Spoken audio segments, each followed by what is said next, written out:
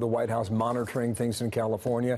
Here's the tweet from the West Wing a bit earlier. Quote, I've been fully briefed on the terrible shooting in California. Law enforcement and first responders, together with the FBI, are on scene. 13 people this time have been reported dead. Likewise, the shooter is dead, along with the first police officer to enter the bar. Great bravery shown by police. California Highway Patrol was on scene within 3 minutes, with first officer to enter, shot numerous times. That sheriff sergeant died in the hospital. God bless all the victims and families of the victims. Thank you to law enforcement. End tweet there. I want to bring in Kellyanne Conway with the North Lawn, and good morning to you. Tough day here. Counsel of the President, what more can you add about what he has been told about this? Well, the President, I'm sorry, Bill, the President has put it perfectly, expressing his condolences and obviously saying that the FBI is working with those on the ground in California to investigate. You know how this goes. You've got loved ones probably still searching for their children. You have first responders and emergency room personnel treating the wounded. And this investigation will continue. And I know the President will stand behind law enforcement, federally, state, and local, as they continue their work. We won't interfere. We will completely support their work. And we certainly know that 12 or so families wake up this morning to tremendous loss, and we grieve with them. Yeah. Is there anything planned at the White House that would put him on camera to address it even more, Kellyanne? I don't have that statement. Obviously, on today's public schedule for the President, he and the First Lady will be going to the United States Supreme Court for the investiture of Justice Brett Kavanaugh. That is the first thing that he will be doing publicly, so he may or may not make a comment. I'll leave that to the President. I think that's in 20 minutes, so we'll follow the movements there. Tender subject here in California, but there's a lot going on in Washington as well. That was a rough moment during that briefing yesterday with Jim Acosta from CNN. Where is this thing with CNN headed, Kellyanne? But it was a rough moment for the young aide as well, who's just doing her job to get the microphone back after the President had entertained a question or so from the CNN reporter and was moving on to the next reporter. The reporter from NBC was already standing, getting ready to ask his question. And she was just doing her job, which is to reclaim the microphone that belongs to the federal government and hand it to the next reporter. Obviously, I don't think anybody should have, any young woman particularly, should have somebody swiping away at them and grabbing the microphone back. That's very unfortunate. I've talked to that young woman. She's very brave and just doing her job. But I think overall, for any outlet to say this President and this White House don't respect the First Amendment, and then privately to tell us again and again we are the most accessible, transparent, open administration, always this President has been giving so much press availability, whether he's on the South Lawn, whether he's doing a 90-minute press conference yesterday, 81 minutes up at UNGA last month. You know, just yesterday, Bill, President Trump answered 68 questions from 35 different reporters over the span of 90 minutes. That's pro-press. That's transparent. That's accountability.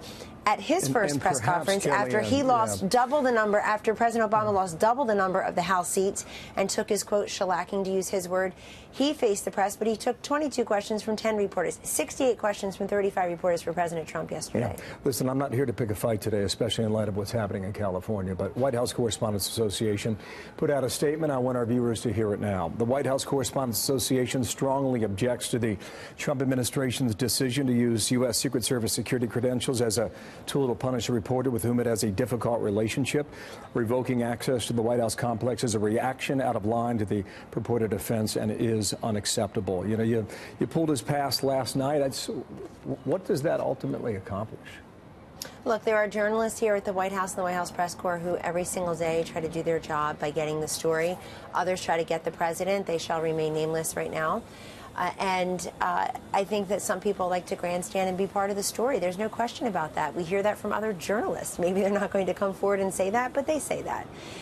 They think that some people, again, not naming any, why would I, make everybody look a little bit less authoritative and less biased on some days.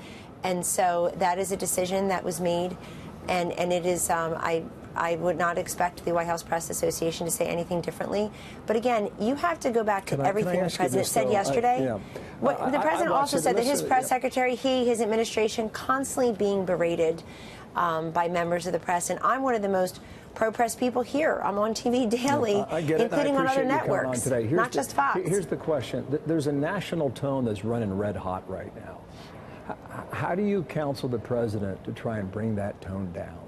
Well, the president said days ago that he would like to have a softer tone, but that he's had no choice, because he has to defend himself. He has to defend his agenda. He has to defend members of his administration, members of his family.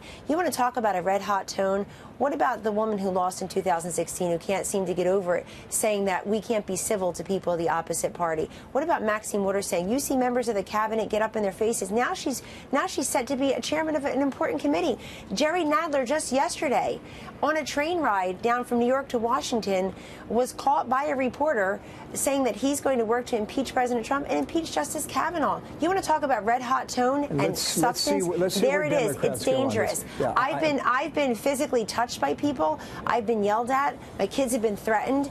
Tucker Carlson, your colleague, had a mob show up at his house last night. His wife was hiding in a pantry.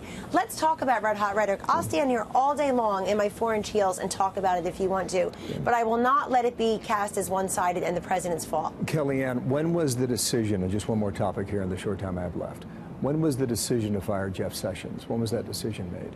Well, the president obviously asked for his resignation yesterday. He tendered it.